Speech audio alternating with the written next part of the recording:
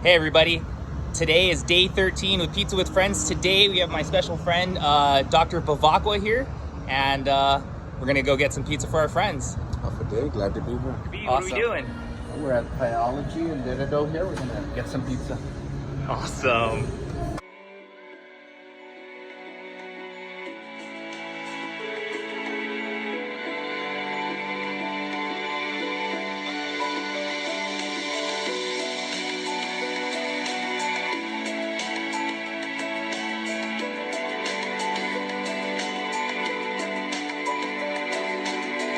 We got our pizza. Viva.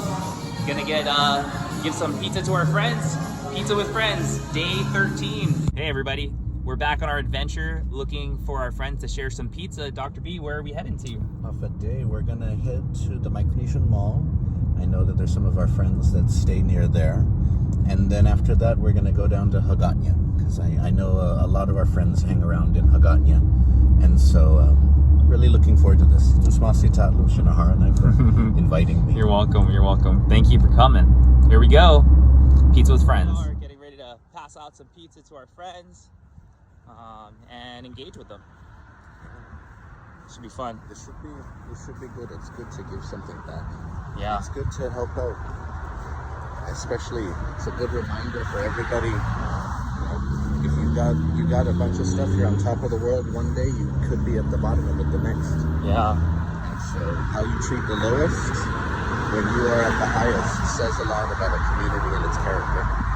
And so I'm glad to be here today. Awesome. Well, here we go. So we just finished dropping off a couple pizzas to a couple of our friends we just met, some new people I haven't seen, and we had an interesting conversation with them. What do you think about that, Dr. B? No, it's because nowadays we see homeless people, we see friends like that, around different street corners, on the islands and the roads. And so we assume that we know their story. Everyone's got their own story they give them, right? That, oh, they're just lazy, or, oh, the economy's bad, or whatever. But it's always nice to hear them tell their story. Mm-hmm. And so it was nice to listen to them for a little while, figure out their circumstances, even to find that in some families, sort of hard times like that, it's not just one person. Mm-hmm. But we saw a guy, and then his brother and his sister-in-law there, and then sometimes it's entire families struggling. Yeah. Not enough resources, not enough space. Yeah. And so I appreciated hearing about that dynamic. And one thing that I never really thought about was the fact that for a lot of our friends who are in a position like that, government IDs are difficult, are hard to come by. It's kind of a barrier for them. And so I never really thought about that. Yeah. I mean, I hate going to public health. I hate going to DMV. But now that I think about it, if you don't have transportation, if you don't have regular income, if maybe you live in a tent and people come and raid your stuff every once in a while, it would be hard to hold on to a lot of those things. Mm-hmm. And so that was very eye-opening for me. Yeah. Just how even there's some privilege to even just being able to keep your ID with you. Mm-hmm. So that was Wow. Here we off to drop 2 more pies to our friends. Stay tuned. Hey everybody, welcome back to Pizza with Friends, day 13. I have Dr. Bavakwa with me, and we had a really awesome experience today, meeting a bunch of our friends and trying to understand what they're going through. What did you think about today? It was very eye-opening for me. Thank you again for inviting me. It's it's interesting because just like a generation ago, people would always say, oh, Todd's a homeless. There's nothing like that on Guam. But then now that sort of we see people like that everywhere, now people are just used to it. Mm-hmm. To go from being an island where we felt no one lives like that, everyone is taken care of, to now people just accepting it. Yeah. And not even blinking. It's very jarring for me then to sort of, because you drive by people, Mm-hmm. people like that, but then to kind of stop and talk to them, that was very, it meant a lot to me, just to kind of to listen to their stories, to see how they live, to see how they get by. And so I think that more people need to kind of take that time to sort of really get out of the car. It doesn't mean you have to go up to sort of everybody, but just if you see somebody in need, lend a hand. Lend a hand. So I really appreciated that. Thank you. Dr. B, with the work that you do with like Independence Guahan and with the whole political status and everything, I hear a lot of people talking about like how can we be independent if we can't take care of ourselves? Well, is there a message you would want to give to the people to understand like the whole independence movement, how we could kind of like better look out for our people, especially the ones that are less fortunate and living on the streets?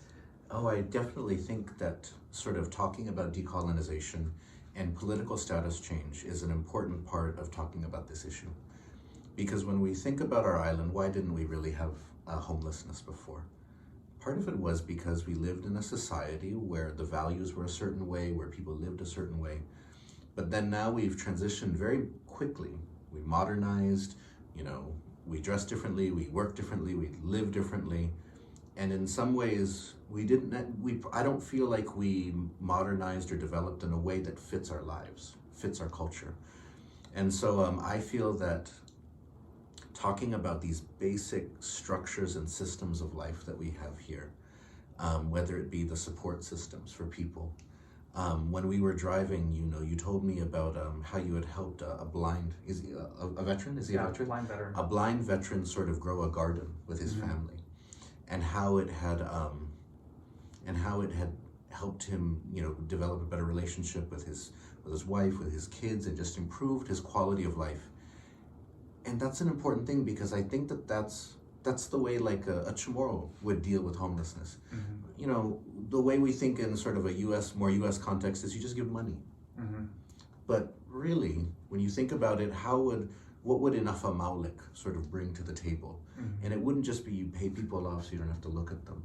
It would be kind of that you don't do everything for them, but you gotta help them. You gotta help them and you gotta lift them up a little bit, but always with a mind that, you're gonna get to a place where you can help yourself, and then one day maybe you'll help me if I need help.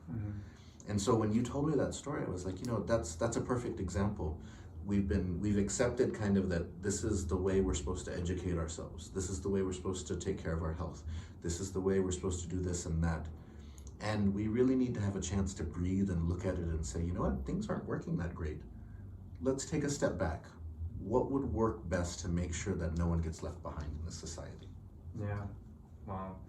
So it's interesting because Dr. B used to be my professor back at UOG. I took a bunch of his classes in the Chamorro Studies program, from radical Chamorro history to Chamorro language, and then Chamorro culture. And it was such an amazing experience. And like one of the big themes that came up in the class, and it's giving me goosebumps thinking about it, but is anaphemalic, to do right. And I feel like this project is my way of giving that anaphemalic back to the people, of taking care and being that champion for those who can't speak, that can't defend themselves, for the ones that need help and can't help themselves. And I feel like, the culture is a huge part of who we are as Chamorros, especially, pizza with friends, we're feeding people. It's part of our culture to share what we have with others. And I'm fortunate enough to be able to share this experience with other people. No, and I think it's what I really like about how you bring to this, and I always appreciate your perspective, as you being a veteran, you being somebody proud to be from Guam, proud to be Chamorro, and the way you bring all of those different parts of your experience into sort of what you do. And so there's different reasons. It's funny because people used to say that Chamorros liked the military because they wouldn't have to think for themselves. But for me... And the commissary. Yeah, that's it. But for me, I think one reason why Chamorros like the military is because it's when you're a part of a family, and you help your family, you help your relatives, you're part of a structure where it's about giving back and helping. When you go into the service, you're given another way of serving. Yeah. You're reminded that you are part of a whole, and you have to give in, you have to be there for others, even if they don't care about it, even if they don't know about it, you're there to help. And so that's what I really sort of, that's what I like in terms of sort of what you're bringing to this here, is that reminder that, with all the stuff that we see in social media, on the media, all the stuff that kids get on YouTube, it's all about the self. Mm-hmm. And so we wonder then, why is it that people don't give a crap about stuff? Why is it that young people don't give a crap about their island or about sort of keeping it safe, protecting it, whatever? Well, because they're being influenced in these ways to not think that they have to help others. Mm-hmm. That if I just get enough likes, then I'm good. Mm-hmm. Once I get Instagram famous, I'll be good. But so this is just an important reminder that if we all serve in some way, if we all pitch in, we will all be better. And that's in Afamaulik. Yeah. And in terms of talking about sort of our friends that we gave to pizza today, that we gave pizza to today, I always think that I was reminded, I mentioned it earlier, about the Chamorro saying, "Tsatmu ang ngongoko agupa sa agupa ti agupakmu, sumatsale kau pogu, tumatang is hawagupa." Don't trust tomorrow, because tomorrow is not yours. It's not your tomorrow. You're laughing today, you're crying tomorrow. And it is that reminder that even if you are on top of the world today, you could be at the bottom of the world later.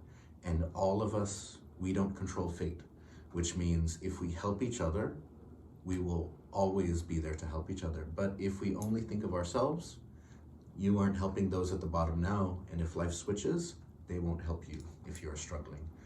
And so it's an important reminder. All cultures have these ways of thinking about it, but it's just a beautiful example to see it in action here in Guam. Awesome. Any final thoughts? No, I just want to tell you thank you again for doing this. Yeah.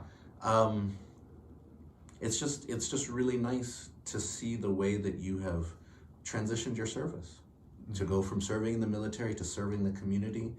And we need more stuff like that, just to remind ourselves that if we want this island to be better, then we all have to pitch in a little bit. Yeah. And it takes more than just whining on Facebook, by the way. Let's see, You're welcome. Thank you for being a part of the show. Thanks for a wonderful day. Appreciate it, Dr. B. So if you're watching, please share. Let's give us maybe a like, subscribe, and then hit the bell icon, and then maybe the heart. And if this is Instagram. But thanks for watching, and stay tuned. We're only on Pizza with Friends day 13, and still more days to happen. Thanks for watching.